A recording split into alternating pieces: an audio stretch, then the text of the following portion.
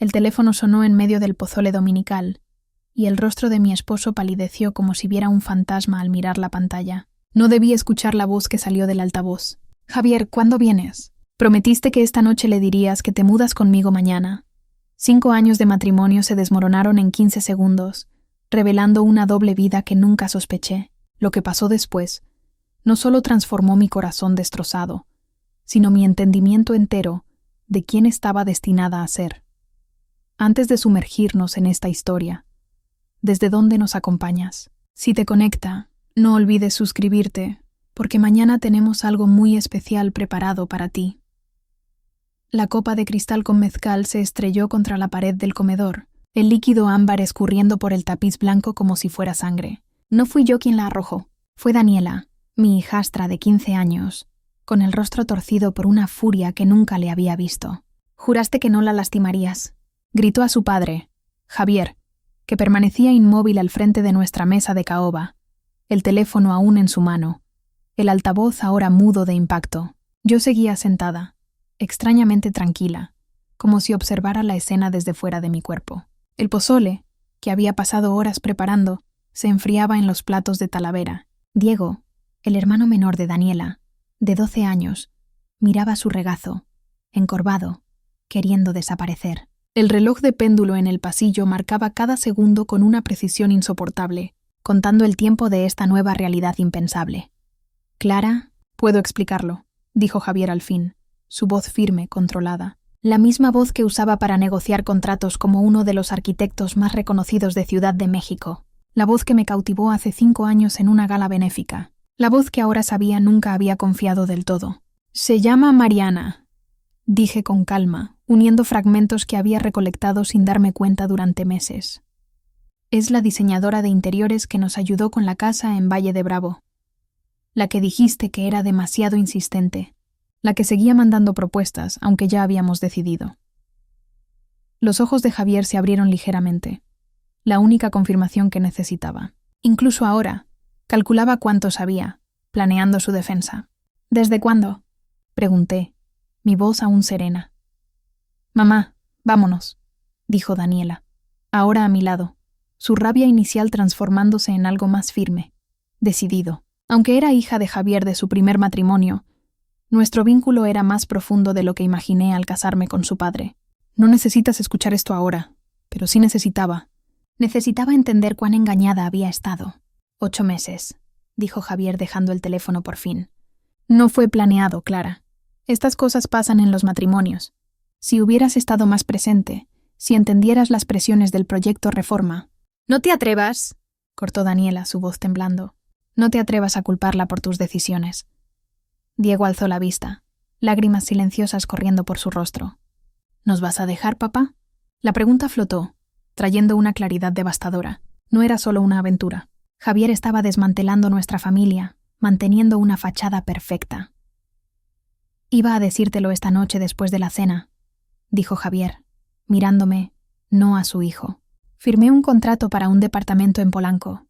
Mariana y yo queremos construir algo real, como si la vida que construimos juntos fuera un borrador desechable. Miré el comedor, los muebles de diseño que elegimos juntos, las fotos familiares en las paredes, los niños que criamos en esta casa restaurada en la Roma que renovamos durante 2 años. Cada rincón tenía pruebas de lo que creí era nuestra vida compartida. Ahora veía que era una jaula bellamente diseñada para mantenerme ocupada mientras Javier buscaba lo que realmente quería. «¿Cuándo pensabas mudarte?», pregunté, sorprendida por lo práctico de mi pregunta mientras mi corazón se rompía. «Mañana», admitió con algo de incomodidad. «Ya empaqué lo que necesito. Iban a hablar contigo esta noche. Explicar que esto no cambia cuánto quiero a esta familia». «¿Mañana?», repetí, la palabra rompiendo mi compostura. «Lo planeaste todo tan cuidadosamente, ¿verdad?». Mientras yo organizaba el proyecto de ciencias de Diego, asistía a los torneos de debate de Daniela, manejaba la renovación de la casa y mantenía mi carrera. ¿Tú qué? ¿Elegías muebles con ella? ¿Planeabas tu nueva vida? Clara, sé razonable. Estas cosas son complicadas». «No», dije poniéndome de pie. «No es complicado. Es muy, muy simple». Con calma deliberada, caminé al aparador donde estaba mi bolsa. Saqué mi cartera y teléfono. Luego le entregué la bolsa de diseñador, un regalo de Javier en nuestro último aniversario. Olvidaste empacar esto, dije. Seguro Mariana apreciará un regalo tan considerado. Su rostro enrojeció de ira. Estás siendo infantil. Necesitamos discutir esto racionalmente. ¿Cómo tú planeaste racionalmente abandonar a tu familia? ¿O decidiste racionalmente dejar que tu amante llamara durante nuestra cena para presionarte? Mi voz seguía firme, aunque sentía algo creciendo en mí. No solo ira o dolor, sino algo que parecía libertad. «Mamá», dijo Daniela suavemente tocando mi brazo. «Subamos. No tenemos que hacer esto ahora». Miré a esta joven, no mi hija biológica, pero tan parte de mi corazón, luego a Diego, aún llorando en silencio. Habían perdido a su madre por cáncer hace 7 años. Ahora veían a su padre elegir su propio interés otra vez. «Tienes razón», le dije a Daniela. Luego me giré hacia Javier. «No tenemos que hacer esto ahora. De hecho, no tenemos que hacer esto nunca. Tú tomaste tu decisión, y no requiere mi opinión». «Clara, deberías irte esta noche», continué, las palabras saliendo con claridad. «¿Por qué esperar hasta mañana?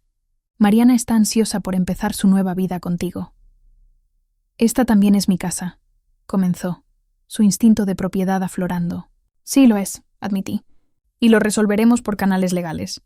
Pero esta noche, los niños y yo necesitamos espacio para procesar esta traición sin verte empacar tus gemelos y tu perfume». Algo en mi tono debió atravesar su egoísmo, porque Javier se levantó, alisando su camisa de diseñador. «Nunca quise lastimarlos», dijo mirándonos. «A veces las personas se alejan, a veces surgen conexiones inesperadas. Lo entenderán algún día». «No, no lo haremos», dijo Daniela con firmeza. «Tampoco lo hará la familia de mamá cuando se entere, ni tus colegas, ni los socios de tu firma que tienen cláusulas de moralidad en sus contratos, ni el ingeniero Salazar cuando descubra cómo manejas tu vida personal». Javier palideció. Mi hijastra había heredado su mente estratégica y no temía usarla. «No hagamos amenazas», dijo él con calma. «No hay necesidad de que esto se vuelva feo».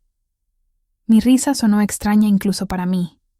Se volvió feo cuando decidiste perseguir a otra mujer mientras mantenías la ficción de nuestro matrimonio. Se volvió horrible cuando planeaste abandonar a tus hijos junto con tu esposa. «No los estoy abandonando», protestó. «Haremos arreglos de custodia, visitas». «Guárdalo para los abogados», lo interrumpí. «Esta noche solo vete». Por un momento pensé que discutiría. Luego su teléfono vibró con un mensaje, seguramente de Mariana, preguntando por qué su plan se había descarrilado. Asintió una vez. «Tomaré algunas cosas», dijo, dirigiéndose a las escaleras. «Daniela, ve con tu padre», dije en voz baja. «Asegúrate de que solo tome lo que es suyo». Ella asintió, apretando mi mano antes de seguirlo. Diego y yo nos quedamos en silencio varios minutos. Luego preguntó con voz pequeña: «¿Qué pasa con nosotros ahora?». La pregunta cortó mi shock, recordándome que, aunque mi matrimonio podría haber terminado, mis responsabilidades no. Estos niños, que me aceptaron como su madrastra tras perder a su madre, necesitaban estabilidad más que nunca. «Nos quedamos juntos», dije con firmeza. «Nos adaptamos. Seguimos adelante». «Pero esta es la casa de papá», dijo Diego. «La compró antes de conocerte». Otra verdad que había ignorado. Cómo Javier mantuvo el control de nuestra seguridad básica, insistiendo en que mantener la casa a su nombre simplificaba nuestras finanzas. «Entonces encontraremos un nuevo hogar», dije, la idea tomando forma al hablar. «Uno que elijamos juntos». Diego pareció dudoso. «¿Podemos pagarlo solo con tu sueldo del museo?». La pregunta resaltó otra faceta de la vida que acepté. ¿Cómo dejé que mi carrera como curadora en el Museo de Antropología se volviera secundaria, aceptando un puesto de medio tiempo para acomodar el horario de Javier y las necesidades de los niños? «Lo resolveremos», prometí, aunque no tenía idea de cómo. Lo que sí sabía era que la mujer que había sido antes de este momento, la esposa complaciente, la anfitriona perfecta, la madrastra que nunca hacía olas, ya se desvanecía. En su lugar, emergía alguien nuevo, alguien que aún no reconocía pero que sentía la necesidad de convertirme. Sigue con nosotros para el próximo capítulo. Suscríbete y activa la notificación para no perderte lo que viene. Capítulo 2. Las cenizas de la verdad. La casa parecía inmensa después de que Javier se fue. Su ausencia resonaba en las habitaciones como un eco persistente. Daniela y Diego finalmente se durmieron cerca de la medianoche, acurrucados juntos en la cama de Daniela, como cuando eran más pequeños durante las tormentas. Los cubrí con una manta extra y me retiré a la habitación de huéspedes, incapaz de enfrentar el dormitorio principal con su cama king y el perfume de Javier aún en el aire. El sueño me esquivó por completo. En cambio, me encontré repasando mentalmente mi matrimonio, cómo conocí a Javier en una subasta benéfica del museo, donde representaba a un donante importante, cómo me cautivó su conocimiento sobre arte prehispánico, cómo me cortejó con cuidado, pareciendo entender exactamente qué atraería a una curadora de 32 años que había priorizado su carrera sobre las relaciones. Cuando propuso matrimonio tras solo 6 meses, ignoré las advertencias de amigos que decían que era demasiado pronto. Cuando sugirió que redujera mis horas en el museo para crear un hogar más estable para Daniela y Diego, me convencí de que era lo correcto, una oportunidad para marcar la diferencia en la vida de 2 niños que ya habían sufrido una pérdida profunda. Ahora, mirando el techo desconocido de la habitación de huéspedes, me pregunté cuánto de nuestra relación fue calculado por él. ¿Buscó específicamente a alguien que asumiera las responsabilidades que la madre de sus hijos dejó atrás? ¿Fui seleccionada por mis cualidades de cuidado más que amada por mí misma? El amanecer pintó la habitación de luz dorada pálida. Me levanté, me eché agua fría en la cara y fui a la cocina a preparar el desayuno antes de que los niños despertaran. La rutina era un salvavidas en el caos. Medir el café, batir huevos, tostar pan, acciones simples que requerían suficiente enfoque para calmar el rugido en mi mente. Mientras trabajaba, noté cosas que antes pasé por alto. Cómo la cocina estaba diseñada más para impresionar a los invitados que para funcionar eficientemente para quien cocinaba. Cómo los electrodomésticos caros que Javier insistió en comprar eran más sobre estatus que utilidad. Cómo incluso la ubicación de la casa en la colonia Roma priorizaba su imagen profesional sobre las necesidades diarias de la familia. «Estás haciendo desayuno», dijo Daniela desde la puerta, sobresaltándome. Aún llevaba la ropa de ayer, su cabello oscuro enredado por el sueño inquieto. «Fuerza de la costumbre», respondí, ofreciéndole una taza de café. A sus 15 años, ya era adicta al café, algo que Javier desaprobaba, pero que yo no tuve corazón de prohibir. «Pensé que estarías en la cama llorando», dijo, tomando la taza con un asentimiento agradecido. Eso pasó cuando murió mamá. Papá no salió de la cama por 3 días.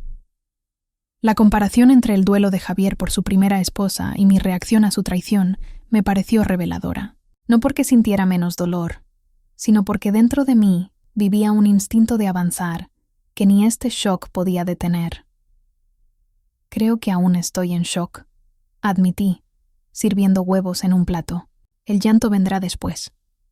Ella asintió, inusualmente solemne. Diego se durmió a las 4. Seguía preguntando si fue su culpa. Mi corazón se apretó. «Nada de esto es culpa suya ni tuya». «Ni tuya», añadió Daniela con énfasis. «Papá siempre ha sido egoísta. Mamá decía que amaba más la idea de la familia que su realidad».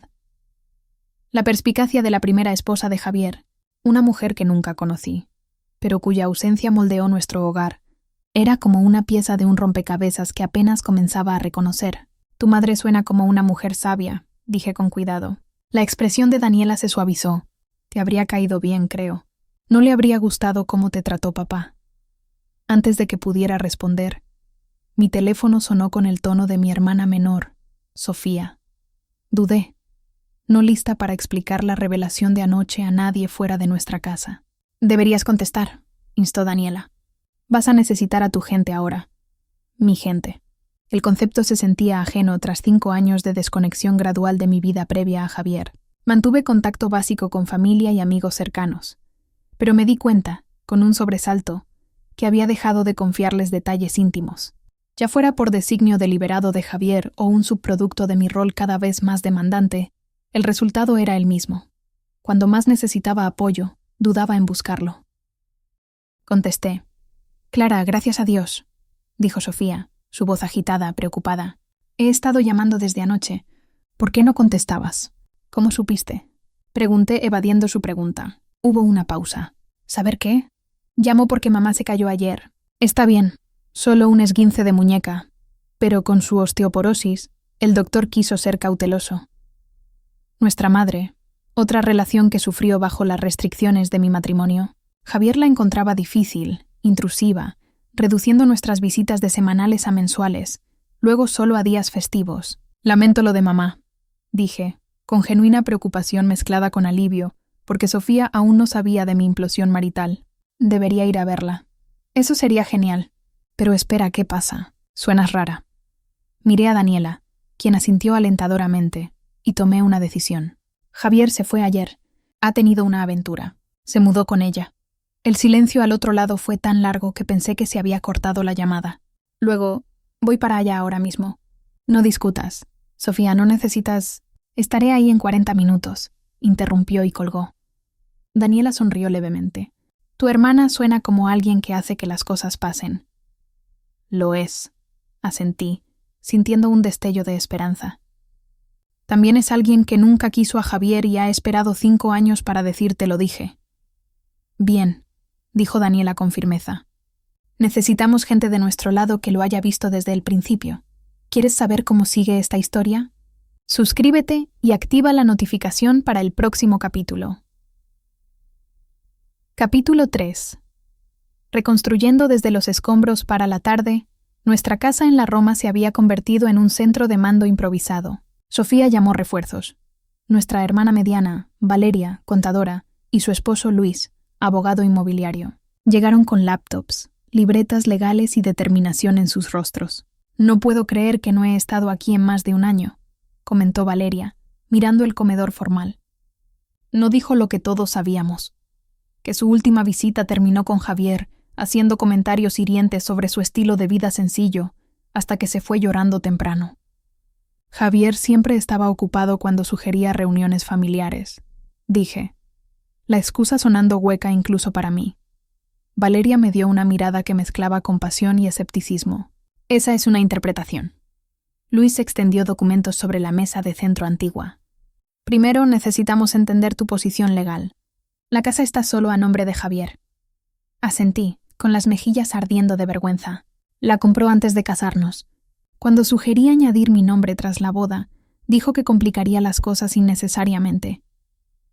Por supuesto que lo dijo, murmuró Sofía. ¿Y tus finanzas? Preguntó Valeria con suavidad. ¿Cuentas conjuntas o separadas? ¿Quién manejaba los pagos? Una cuenta conjunta para gastos domésticos, expliqué. Deposito mi sueldo del museo ahí. Javier transfiere dinero mensualmente para las facturas grandes, que él paga. Tiene cuentas separadas para sus gastos personales, inversiones, ese tipo de cosas. Valeria y Luis intercambiaron miradas que decían mucho. Ella abrió su laptop. Veamos con qué estamos trabajando. Mientras Valeria analizaba los registros financieros a los que tenía acceso, Luis delineó las realidades legales de mi situación. Las noticias no eran alentadoras. Como madrastra sin acuerdos formales de adopción, no tenía derechos legales sobre Daniela y Diego. La casa pertenecía enteramente a Javier. Siendo México un país con distribución equitativa de bienes conyugales, ofrecía cierta protección, pero determinar qué calificaba sería complejo. Sé que suena grave, dijo Luis notando mi expresión, pero estamos adelantándonos al reunir información ahora. Javier no parece alguien que planeó que su engaño se descubriera así. Puede haber cometido errores. Como si lo hubiéramos invocado, mi teléfono sonó con el número de Javier. Todos guardaron silencio mientras contestaba poniéndolo en altavoz. Clara, dijo su voz suave y controlada.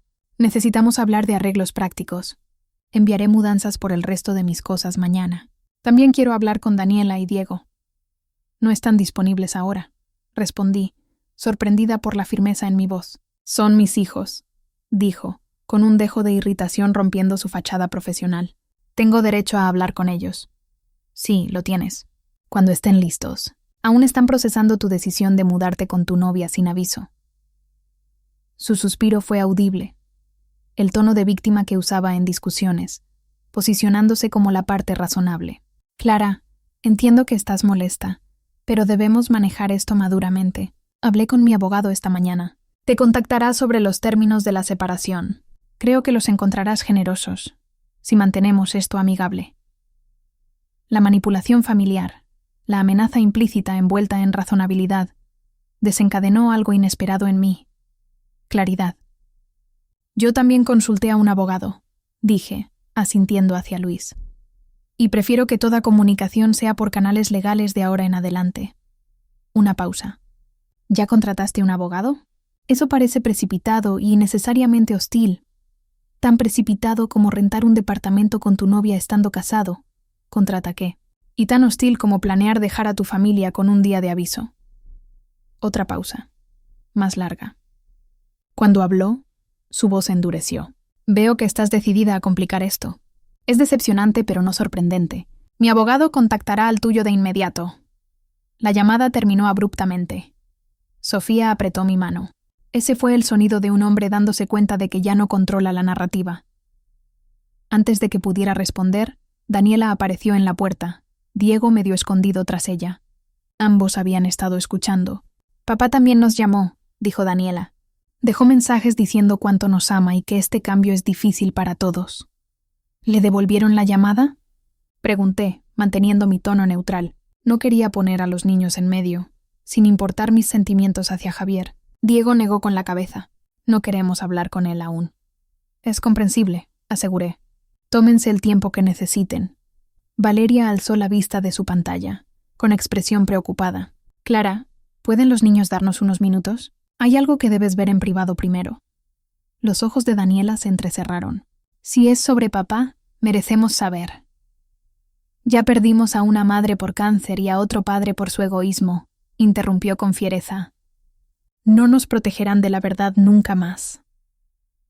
Sus palabras desafiaron el instinto adulto de proteger a los niños de realidades duras. Miré a Diego, más callado, pero no menos afectado, y reconocí que ya habían soportado más pérdidas que muchos adultos. La transparencia, manejada con compasión, podría ser la mayor bondad. Tienes razón, concedí, pero algunos detalles financieros y legales podrían no ser necesarios. No es innecesario si afecta dónde vivimos y quién nos cuida, dijo Diego, su voz suave con una convicción inesperada. Valeria suspiró y giró su laptop para que todos viéramos. He revisado los registros bancarios a los que tienes acceso, Clara. Hay un patrón de retiros grandes de la cuenta conjunta. Dinero que pensabas iba a gastos del hogar y los fondos educativos de los niños. ¿De cuánto?, pregunté, un frío asentándose en mi estómago. Más de 3 millones de pesos en los últimos 18 meses, respondió sombríamente. Basado en el momento de estos retiros y lo que nos contaste sobre la aventura de Javier, ha estado financiando su nueva vida con los fondos familiares. La realization me golpeó como agua helada.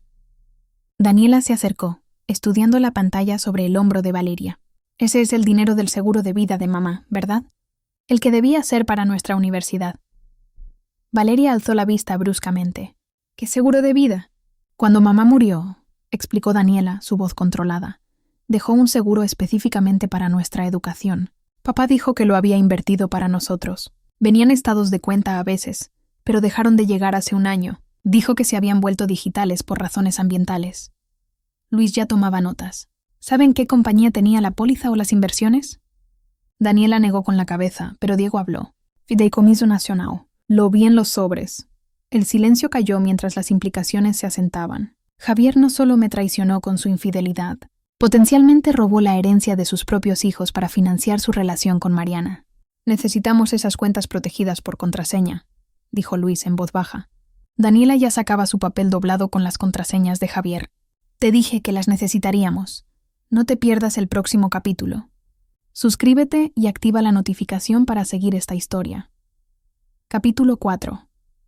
Desenmascarando la farsa mientras Valeria accedía a los correos y cuentas financieras privadas de Javier, la magnitud de su engaño emergió. Más allá de la aventura y los fondos desviados, había estado preparando su salida por casi un año, consultando abogados de divorcio, liquidando inversiones, incluso investigando jurisdicciones favorables para la custodia de los padres. Lo más perturbador, estaba construyendo un caso contra mí. Correos a su abogado afirmando que era emocionalmente inestable, poco involucrada con los niños, incluso insinuando problemas de abuso de sustancias que solo existían en su imaginación. Ha estado preparando el terreno para quitarte a los niños si disputas algo, observó Luis sombríamente. Táctica estándar para alguien que planea controlar la narrativa del divorcio. Me sentí físicamente enferma. ¿Cómo podía hacerle esto a sus propios hijos? No se trata de ellos, dijo Sofía con perspicacia inesperada. Se trata de su imagen, el arquitecto exitoso, el padre devoto que supera tragedias, el hombre que sacrificó todo por su familia. Esa es la historia que se cuenta a sí mismo y al mundo. Cualquier cosa que amenace esa narrativa debe eliminarse. Como yo, dije suavemente. Como cualquiera que vea la verdad, corrigió Daniela, su expresión demasiado sabia para una chica de 15 años. Mamá lo vio al final. Por eso hablaban de separarse antes de que se enfermara. Esa revelación, que el primer matrimonio de Javier también estaba fallando, añadió otra capa a su engaño calculado. Diego, que había estado callado, habló de pronto. Hay algo más que deben saber. Sacó su teléfono y navegó a una carpeta de capturas de pantalla. Papá me ha estado enviando mensajes diciendo que no eres realmente nuestro padre, que no tenemos que escucharte más, que él y Mariana nos darán un mejor hogar. La manipulación descarada, enviada a un niño de 12 años, rompió mi shock. La ira que había reprimido desde anoche finalmente estalló. Ya es suficiente, dije levantándome. Javier ha tomado bastante de todos nosotros. No se llevará nada más. Todos me miraron con sorpresa. Me di cuenta de que podría haber sido la declaración más definitiva que había hecho en años. ¿Qué quieres hacer?, preguntó Luis, su modo abogado suspendido momentáneamente. ¿Qué quería? La pregunta era reveladora. Durante 5 años, mis deseos fueron secundarios, acomodando la carrera de Javier, las necesidades de los niños, las expectativas sociales de ser la esposa de un arquitecto prominente. Mis propios deseos se habían silenciado tanto que luchaba por identificarlos. Pero ahora, enfrentando el desmantelamiento de la vida que ayudé a construir, algo cristalizó en mí. No solo ira, aunque estaba presente, sino una resolución feroz que apenas reconocía. Quiero quedarme en la vida de los niños, dije con firmeza. Quiero proteger lo que Javier intentó robarles. Quiero... Hice una pausa. Las siguientes palabras sorprendiéndome incluso a mí. Quiero reclamar lo que dejé de lado cuando me casé con él. Mi carrera completa, mi independencia, mi voz. Sofía sonrió. La primera sonrisa genuina desde que llegó esa mañana. Esa suena como la Clara que recuerdo. La que organizó esa protesta cuando la universidad intentó recortar el programa de artes. La que se fue a Florencia sola por 1 año sin conocer a nadie. Su confianza en esa versión previa de mí, que casi había olvidado, fue como oxígeno para una llama que casi se apagó. Daniela se acercó, sosteniendo un portafolio cubierto de polvo que reconocí de inmediato. Mi colección de proyectos curatoriales, propuestas de investigación y artículos académicos de antes de mi matrimonio. ¿Por qué guardaste esto?, pregunté, pasando los dedos por el cuero. Porque a veces hablabas de tus viejos proyectos y parecías más viva, respondió simplemente. Pensé que lo querrías de nuevo algún día. El gesto, esta adolescente preservando una parte de mi identidad que había guardado voluntariamente, me conmovió profundamente. Abrí el portafolio y encontré una propuesta ambiciosa que redacté hace 6 años para una exposición sobre mujeres artistas mesoamericanas olvidadas. El Museo de Antropología había mostrado interés, pero la dejé de lado cuando Javier y los niños se convirtieron en mi prioridad. La exposición actual sobre arte mexica termina el próximo mes, murmuré, recordando detalles de mi trabajo de medio tiempo. Aún no anuncian el nuevo enfoque. Entonces propon uno, instó Sofía. Recupera tu posición profesional. Muéstrale a Javier y a ti misma de qué eres capaz. La sugerencia encendió algo que había estado dormido por demasiado tiempo. No solo una oportunidad profesional, sino una chance de reconectar con la pasión y el propósito que había rendido gradualmente. Sigue esta historia. Suscríbete y activa la notificación para el próximo capítulo. Capítulo 5. Un paso hacia la libertad. La mañana siguiente, desperté con una claridad que no había sentido en años. A pesar de haber dormido solo unas horas en el incómodo diván de la habitación de huéspedes, me sentía energizada. El shock inicial de la traición de Javier dio paso a una determinación enfocada que me sorprendía incluso a mí. Encontré a Daniela en la cocina, preparando el desayuno con una eficiencia que me recordaba a mí a su edad. Crecí con una madre soltera que trabajaba 2 empleos, y aprendí temprano a manejar un hogar.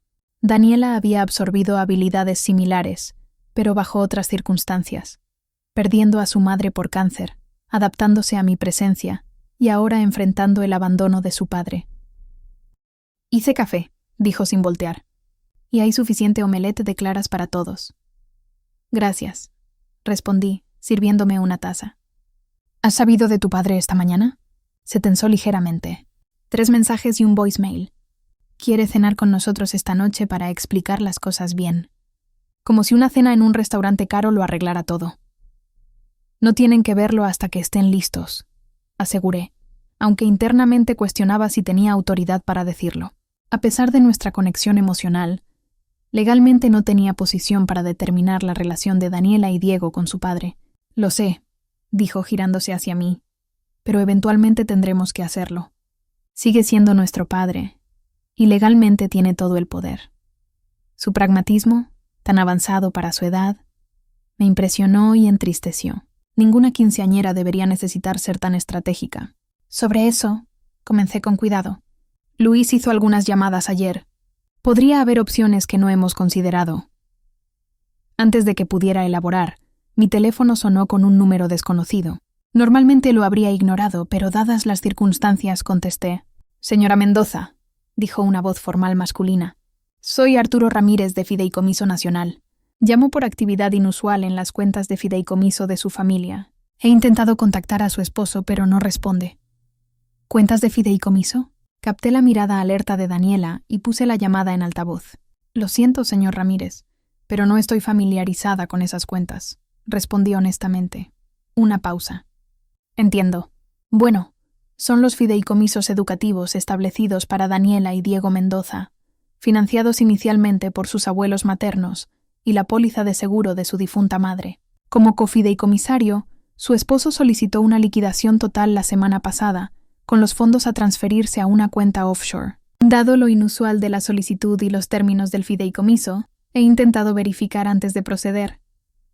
Mi corazón se aceleró al procesar esto. No solo Javier había desviado dinero de nuestras cuentas conjuntas, sino que intentó acceder a fondos designados legalmente para la educación de sus hijos, fondos que ni siquiera sabía que existían en esa forma. Señor Ramírez, creo que hay circunstancias preocupantes respecto a esta solicitud, dije con cuidado. Mi esposo y yo nos estamos separando, y apenas me entero de ciertas irregularidades financieras. ¿Podría congelar cualquier transacción hasta que lo resolvamos legalmente? Eso sería muy inusual sin una orden judicial, respondió, aunque detecté duda en su voz. Sin embargo, dado que los fideicomisos fueron creados explícitamente para el beneficio de los niños con términos irrevocables, puedo retrasar cualquier liquidación hasta que haya más documentación. Tal vez si los abuelos maternos, los otorgantes originales, nos contactaran. Daniela ya estaba en su teléfono, enviando mensajes rápidamente. «Estoy contactando a la abuela Carmen ahora mismo», susurró. «Llamará de inmediato».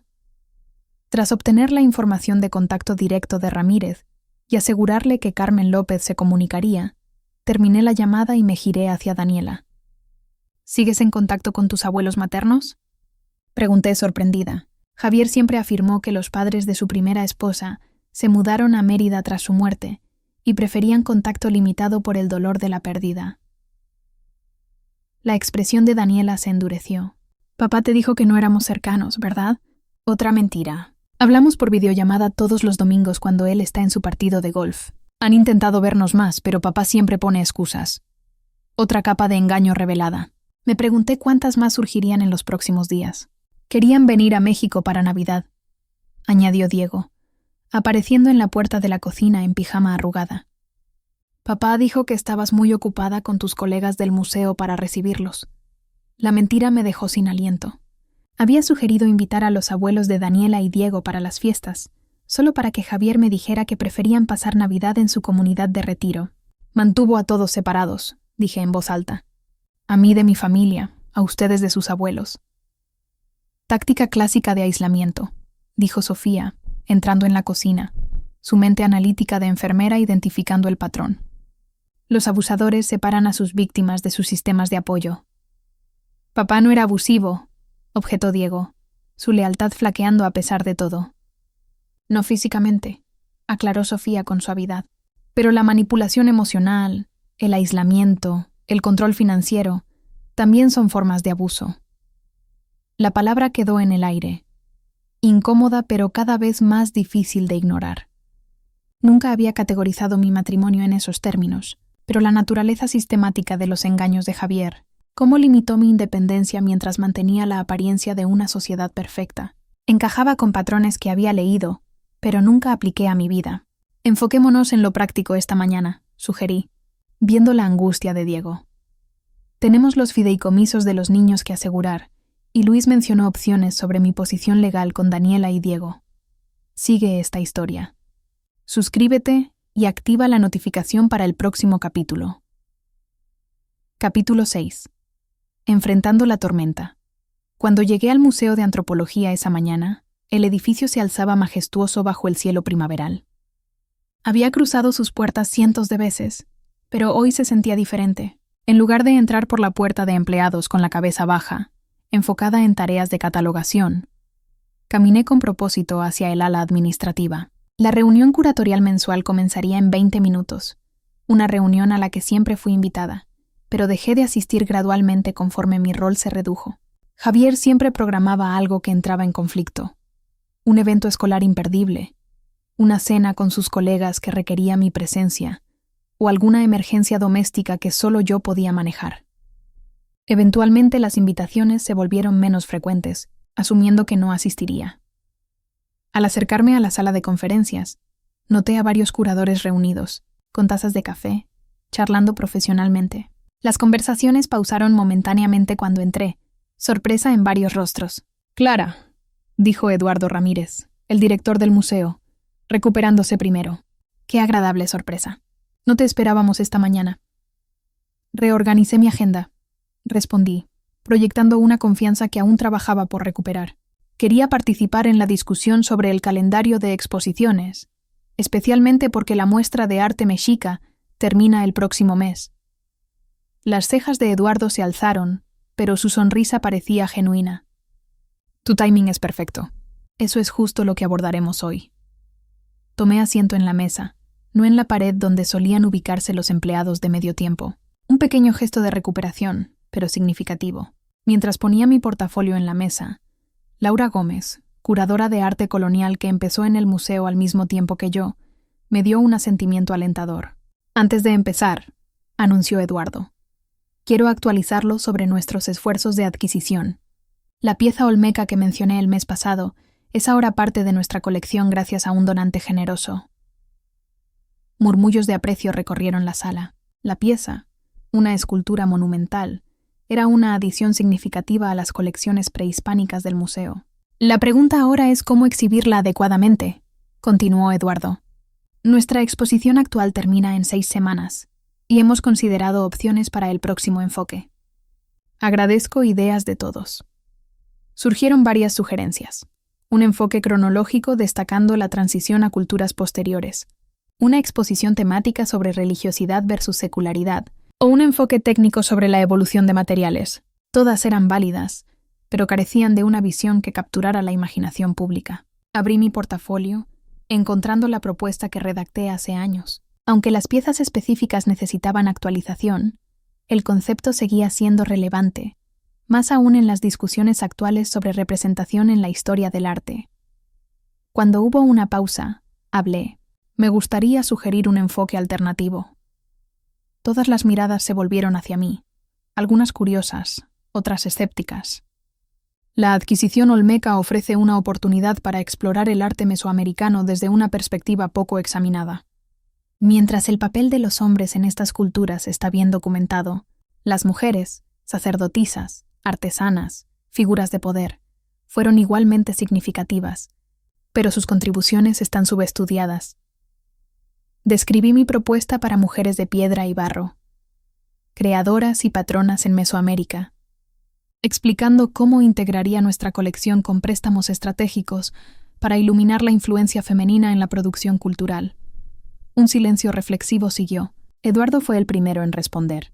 «Esto está notablemente bien pensado, Clara. ¿Has estado desarrollando este concepto por un tiempo?» «El marco inicial lo exploré antes de unirme al museo», reconocí. «He seguido refinándolo, aunque no había tenido oportunidad de proponerlo formalmente hasta ahora». Laura se inclinó hacia adelante. «Me gusta cómo no posicionas a las mujeres artistas como una categoría separada, sino que integras su trabajo en el contexto mesoamericano destacando sus desafíos específicos. Exacto, asentí, agradecida por su comprensión.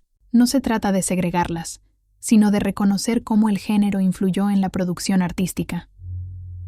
La discusión continuó, con representantes de varios departamentos aportando al concepto, sugiriendo obras específicas, identificando desafíos con préstamos o instalación.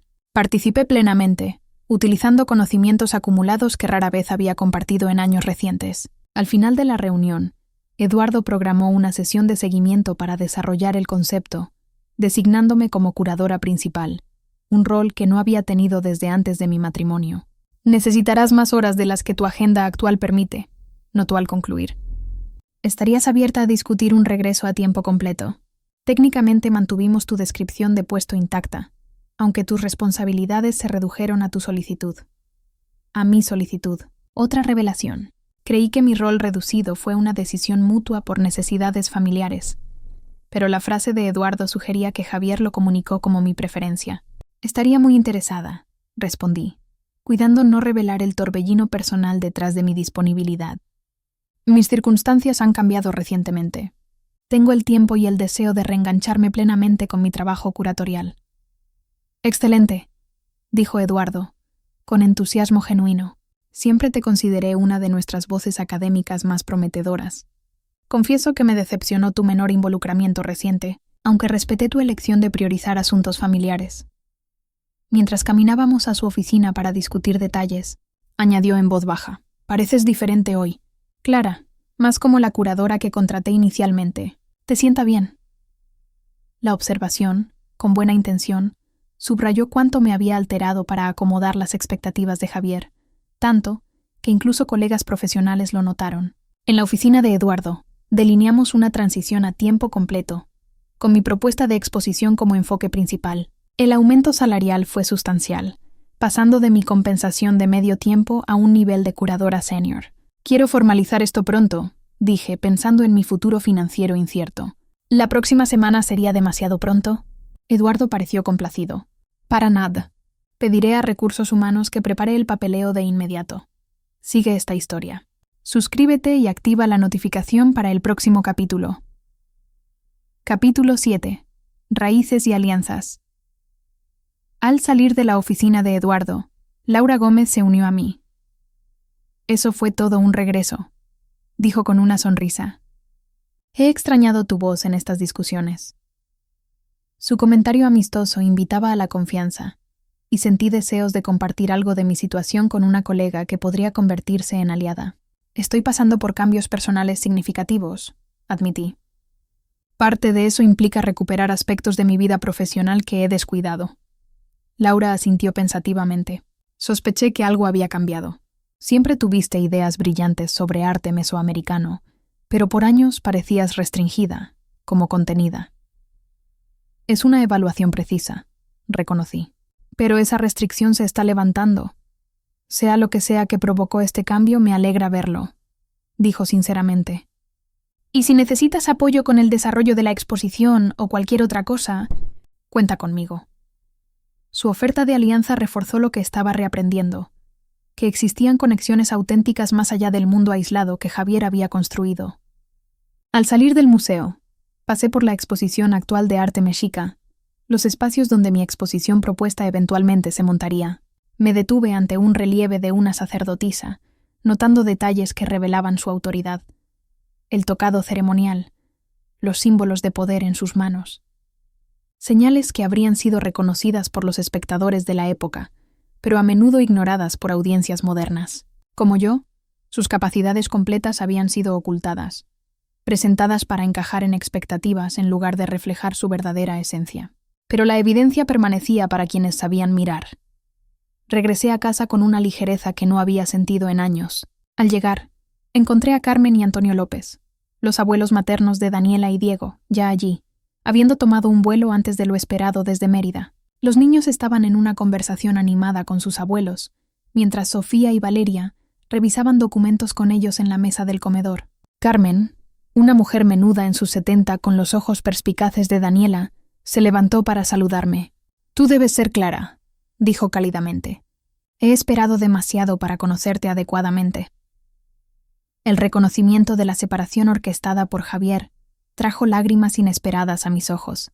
Me alegra tanto que estén aquí, logré decir. Los niños los han extrañado mucho. Y nosotros a ellos, dijo Antonio, uniéndose a su esposa. Alto y robusto a pesar de su edad, era claramente la fuente del carácter gentil de Diego. Y hemos estado curiosos sobre la mujer de la que hablan con tanto cariño en nuestras llamadas semanales. ¿Llamadas semanales? Repetí, otra pieza del engaño de Javier aclarándose.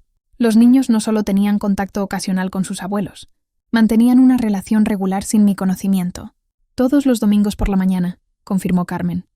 Aunque nos hicieron creer que siempre estabas muy ocupada para unirte. Antes de procesar esta información, Daniela interrumpió con entusiasmo. Clara, cuéntales del museo.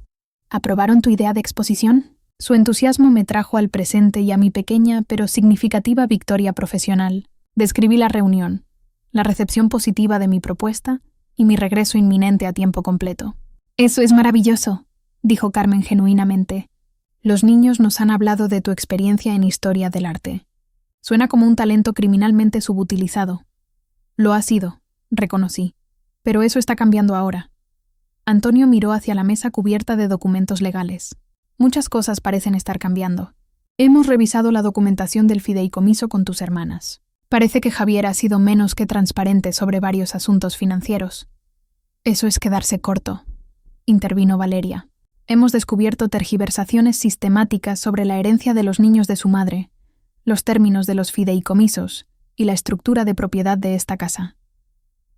¿La casa? Pregunté sorprendida. ¿Qué pasa con ella? Ese es el desarrollo más interesante, explicó Luis, saliendo de la cocina con tazas de café. Según la documentación que trajeron los López, esta casa no fue comprada solo por Javier. Una parte significativa del enganche vino de la herencia familiar de Ana López, con disposiciones específicas sobre el derecho de los niños a permanecer aquí hasta la adultez. La revelación de que incluso la narrativa básica sobre nuestra casa era falsa me dejó sin palabras momentáneamente. Cada cimiento que creí sólido resultó estar construido sobre las construcciones cuidadosas de Javier, no sobre la verdad. Nunca imaginamos que Javier tergiversaría estos arreglos, dijo Carmen con arrepentimiento. Ana siempre manejó los asuntos financieros importantes. Tras su muerte, confiamos en que Javier honraría sus acuerdos. Se presentó como el viudo afligido dedicado a sus hijos, añadió Antonio, su expresión endureciéndose. Queríamos creerlo, especialmente por Daniela y Diego. Debimos ser más vigilantes. Todos quisimos creer en la versión de Javier que presentó, dije en voz baja, viendo cuán completamente manipuló a todos. Sus hijos, sus suegros, a mí, incluso a colegas profesionales. Es extremadamente hábil creando la narrativa que más le beneficia. Pero esa habilidad tiene límites, señaló Sofía. Ahora que comparamos notas y examinamos documentos, las inconsistencias son imposibles de ignorar. Sigue esta historia. Suscríbete y activa la notificación para el próximo capítulo. Capítulo 8. La verdad como faro. Una semana después de la llamada de Mariana durante nuestra cena familiar, estaba en lo que ahora consideraba mi habitación, clasificando las últimas pertenencias de Javier. A pesar de su insistencia en que los mudanceros profesionales manejarían todo, dejó objetos variados, gemelos regalados por clientes, libros que exhibía pero nunca leía, premios enmarcados de asociaciones arquitectónicas que, misteriosamente, no llegaron a su nuevo departamento con Mariana. Carmen llamó suavemente al marco de la puerta.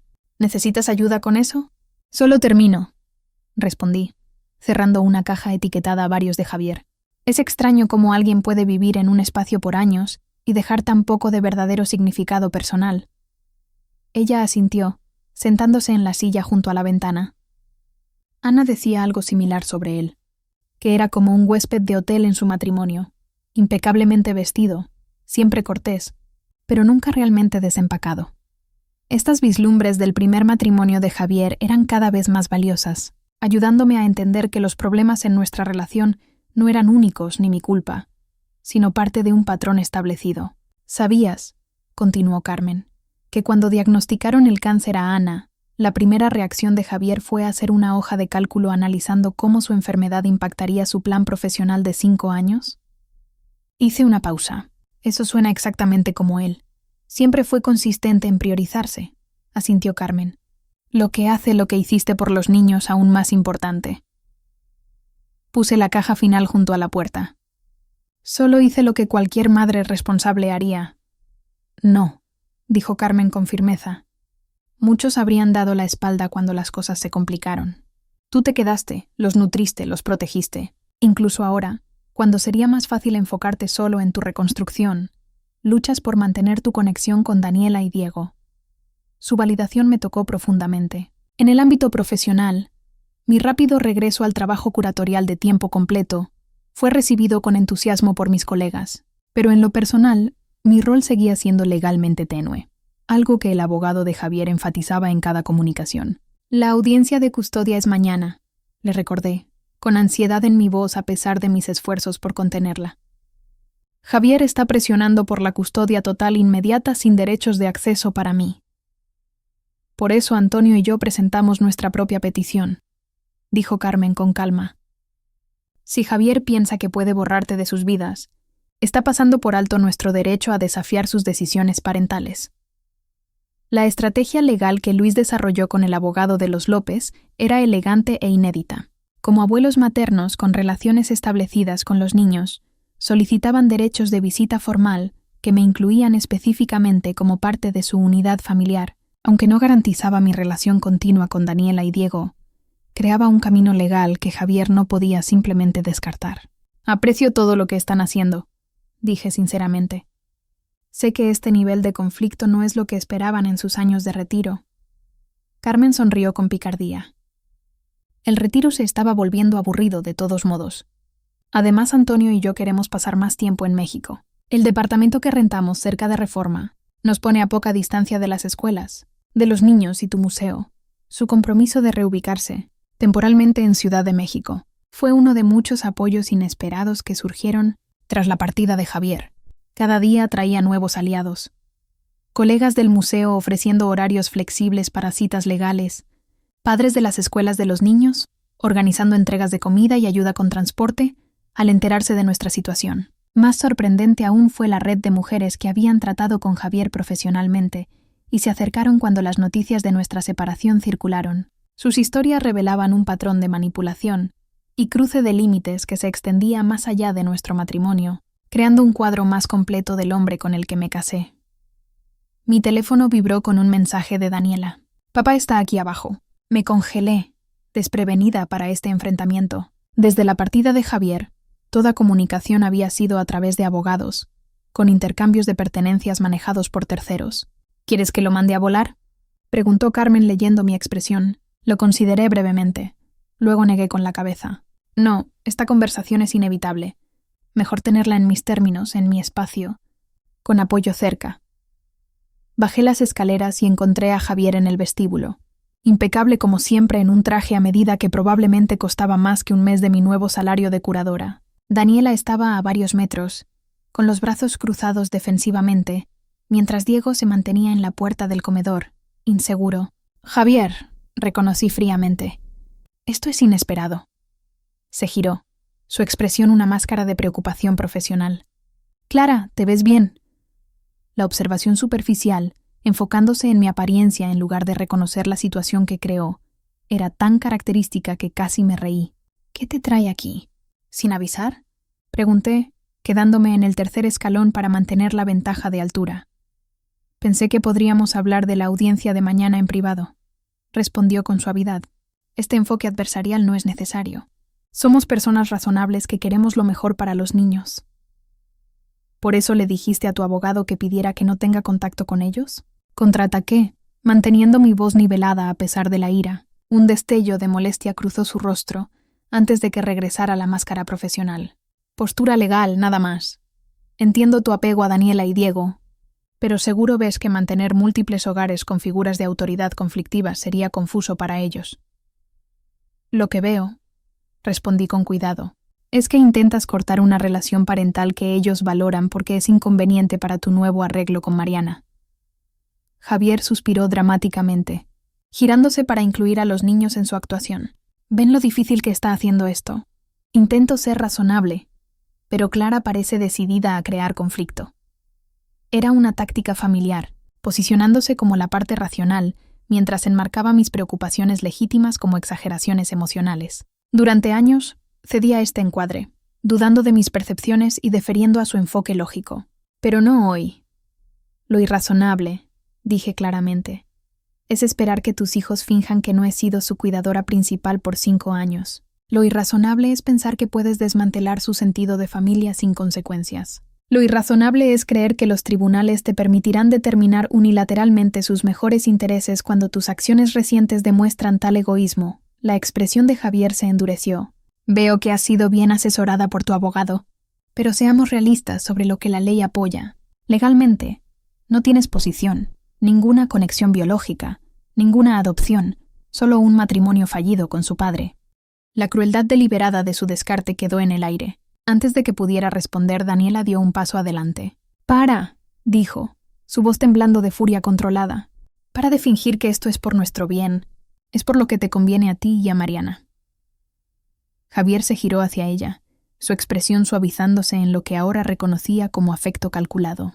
«Daniela, cariño, las relaciones adultas son complicadas. A veces terminan, pero eso no cambia cuánto los amo a ti y a Diego». «¿De verdad?», desafió ella. «Porque le dijiste a Mariana que nos estábamos adaptando bien a tu relación hace 3 meses. Vi los mensajes en tu iPad cuando lo dejaste abierto. Has estado planeando esto por años, hablando de nosotros como si fuéramos muebles que reorganizar en tu nueva vida». Javier palideció, desprevenido por esta revelación. Diego se acercó a su hermana, un silencioso apoyo que desestabilizó aún más a su padre. «Los niños no deberían estar involucrados en estos asuntos de adultos», intentó Javier, su tono autoritario buscando cerrar la conversación incómoda. «Ya estamos involucrados», dijo Diego, su voz tranquila pero firme a pesar de su nerviosismo. «Nos involucraste cuando mentiste a todos». Carmen apareció en el descansillo, observando en silencio, pero dejando clara su presencia. Javier miró hacia arriba, su expresión tensándose ante esta testigo adicional de su control tambaleante. «Esta emboscada es inapropiada», afirmó con frialdad. «Abordaremos todo por canales legales mañana». «Eso es lo que quieres, ¿no?», observé. «Todo sanitizado a través de abogados, reducido a argumentos legales donde las emociones y relaciones pueden descartarse como irrelevantes». «Pero no son principios legales abstractos los que están en juego, Javier. Son las vidas de tus hijos, su sentido de seguridad y familia». Algo cambió en su expresión. No culpa ni remordimiento, sino irritación por ser desafiado con éxito. «Claramente has coordinado este enfrentamiento», acusó, «volviendo a mis propios hijos en mi contra con manipulación emocional». Daniela hizo un sonido de incredulidad. «Eres increíble. No podemos tener nuestros propios sentimientos u observaciones, ¿verdad? Todo debe ser influencia de alguien más, porque Dios no permita que te veamos claramente». La perspicacia, tan madura, tan dolorosamente precisa, pareció sorprender genuinamente a Javier. Por primera vez, veía a su hija no como una extensión de sí mismo, sino como una persona con sus propias valoraciones. «Daniela», comenzó, su tono más suave, recalibrando su enfoque. «Entiendo que estás molesta. El cambio es difícil, pero con el tiempo entenderás que estas decisiones, aunque dolorosas, eran necesarias para la felicidad de todos». «Necesarias para tu felicidad», corrigió ella. «No la nuestra». Un silencio incómodo cayó. Javier miró su reloj, un gesto reflejo que había visto innumerables veces cuando las conversaciones se volvían emocionalmente demandantes. «Tengo una reunión con un cliente», anunció predeciblemente. «Continuaremos esta discusión tras la audiencia de mañana, cuando se establezcan los parámetros legales». Su retirada a obligaciones profesionales frente a un enfrentamiento emocional era tan característica que sentí una inesperada ola de algo como lástima. Por todo su éxito y cálculo, Javier parecía incapaz de un compromiso emocional genuino, una limitación que moldeó nuestro matrimonio de maneras que solo ahora reconocía plenamente. «Antes de que te vayas», dije mientras se dirigía a la puerta, «deberías saber algo. Acepté el puesto de curadora senior en el museo a tiempo completo, con un aumento salarial sustancial. La propuesta de exposición que he desarrollado por años fue aprobada para la próxima temporada». Hizo una pausa, procesando esta información que contradecía su narrativa sobre mis limitaciones profesionales. Eso es, ambicioso, dadas las circunstancias. Las circunstancias siendo que ya no tengo que minimizar mis capacidades para mantener tu comodidad, sugerí, la observación ofrecida con claridad, no amargura. Su mandíbula se tensó. Nunca te pedí que te disminuyeras. No explícitamente, reconocí. Pero creaste condiciones donde mi éxito era aceptable solo si no opacaba el tuyo, donde mi carrera era un pasatiempo, no una vocación, donde mi experiencia era algo para mencionar en las cenas de tu firma, pero no para perseguir activamente. Daniela observó este intercambio con fascinación, presenciando una dimensión de nuestro matrimonio que no había percibido antes. Esa es tu interpretación, dijo Javier desdeñosamente. Pero este no es el momento ni lugar para rehashar decepciones maritales. Nos veremos en el juzgado mañana. Mientras alcanzaba la puerta, Diego habló de nuevo. Papá. Javier se giró, tal vez esperando un gesto conciliador de su hijo más reservado. Sí, hijo. He decidido que quiero que me llamen por mi nombre completo ahora, dijo con tranquila determinación. Diego López Mendoza. No solo Diego Mendoza. La recuperación deliberada del apellido materno, una pequeña pero significativa afirmación de identidad, claramente descolocó a Javier. Eso... podemos discutirlo en otro momento, logró decir, su compostura finalmente quebrándose ligeramente. No te pierdas el próximo capítulo. Suscríbete y activa la notificación para seguir esta historia. Epílogo. Un nuevo comienzo. 2 semanas después de la audiencia, estaba en mi nuevo espacio de trabajo en el Museo de Antropología. La oficina, mucho más grande que mi antiguo cubículo de medio tiempo, tenía ventanales con vista al jardín de esculturas y espacio para una mesa de investigación adecuada. Eduardo había insistido en acelerar la transición, quizás sintiendo mi necesidad de afirmación profesional en medio del torbellino personal. Los archivos de la colección mesoamericana se transfieren hoy, anunció Laura, apareciendo en mi puerta con una taza de café en cada mano. Me ofreció una antes de sentarse. ¿Cómo va la planificación de la exposición? Señalé los bocetos preliminares y listas de artistas en mi escritorio, tomando impulso. Identifiqué 15 préstamos potenciales de colecciones sudamericanas que complementarían perfectamente nuestras piezas. El museo en Lima está considerando prestar un retrato textil de una sacerdotisa inca. Sería un gran logro si lo conseguimos. Laura examinó el flujo propuesto de la exposición. Esto es impresionante, Clara. Lograste integrar a estas artistas olvidadas sin crear una sección separada para mujeres. Están contextualizadas en sus comunidades artísticas, mientras destacas sus contribuciones únicas. Esa es exactamente la idea, confirmé. No es un alegato especial por su inclusión, sino un reconocimiento justo de su importancia en la historia del arte mesoamericano. Discutimos detalles técnicos por varios minutos, requisitos de iluminación, consideraciones de conservación, desarrollo del catálogo. El tipo de conversación profesional sustantiva que me había faltado durante mis años de menor compromiso con el museo. Tengo que preguntar, dijo Laura cuando agotamos la logística. ¿Cómo manejas todo esto mientras lidias con lo demás? Los arreglos de custodia, los procedimientos de divorcio, todo el cambio de vida.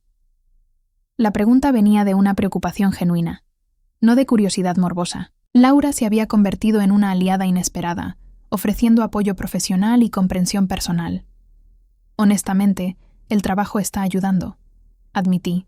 Tener algo significativo en que enfocarme, algo completamente mío que no puede ser quitado o controlado por Javier, ha sido esencial para mi cordura. Laura asintió. Recuerdo cuando mi divorcio se finalizó hace 3 años. Todos esperaban que colapsara, pero me sumergí en el proyecto de adquisición de textiles coloniales. Demostrar mi juicio curatorial sin la constante minimización de mi ex fue sorprendentemente sanador. La revelación casual de una experiencia compartida, otra mujer que reconstruyó su identidad tras una relación controladora, fue como un regalo. Durante mi matrimonio, Javier desalentó sutilmente amistades profundas con otras mujeres, especialmente aquellas que podrían ofrecer perspectivas que desafiaran su narrativa. Ahora descubría conexiones por todas partes. Hablando de sanar, continuó Laura. Varios de nosotros cenaremos esta noche en la Condesa. Nada formal, solo colegas relajándose tras la reunión del consejo. Deberías venir. Hace 6 meses, habría declinado automáticamente, citando obligaciones familiares o preferencias de Javier. Hoy revisé mis compromisos reales. Los niños estaban con Javier hasta mañana por la tarde e hice una elección diferente. Me encantaría, dije simplemente. La sonrisa de Laura sugería que entendía la importancia de este pequeño pero significativo paso hacia la reconstrucción de una identidad social independiente de mi antiguo matrimonio.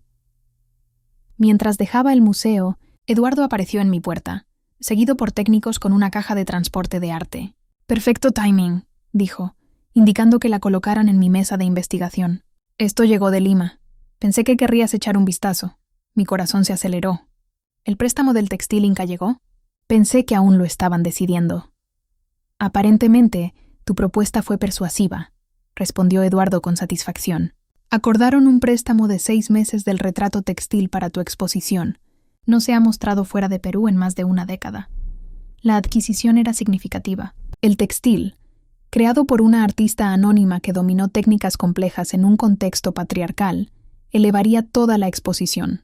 «Esto es extraordinario», logré decir, observando cómo los técnicos comenzaban a desempacar. «Tu trabajo extraordinario lo hizo posible», contraatacó Eduardo. «El curador en Lima mencionó el rigor académico de tu propuesta como el factor decisivo». Mientras se retiraban las cubiertas protectoras, revelando el retrato luminoso, sentí una ola de emoción más allá de la satisfacción profesional. Esta obra, creada por una mujer que forjó una identidad artística en una sociedad con pocas oportunidades, parecía tener un significado personal más allá de su importancia histórica. Cuando todos se fueron, me quedé frente al textil en la luz vespertina. La sacerdotisa miraba con confianza serena, adornada con símbolos de su estatus, pero emanando una fuerza interna más allá de la posición social. La artista había capturado no solo su apariencia, sino su carácter esencial, un testimonio de su perspicacia psicológica y maestría técnica. Pensé en Daniela y Diego, en la audiencia, en la promoción en el museo, en la pequeña victoria de la negociación del brunch dominical. Cada uno representaba un paso hacia la reconstrucción de una vida que honraba mis capacidades, auténticas en lugar de disminuirlas para encajar en la narrativa de alguien más. Cuando mi teléfono vibró con un mensaje de Laura confirmando los planes de la cena, di un último vistazo al textil antes de ayudar a los técnicos a resellarlo. Mientras asegurábamos la obra para el almacén climatizado, sentí una alineación entre mis responsabilidades profesionales y mi viaje personal. Ambos implicaban preservar lo valioso, mientras creaban espacio para que nuevas perspectivas emergieran. Gracias por acompañarnos en esta historia. Suscríbete y activa la notificación para no perderte más historias como esta.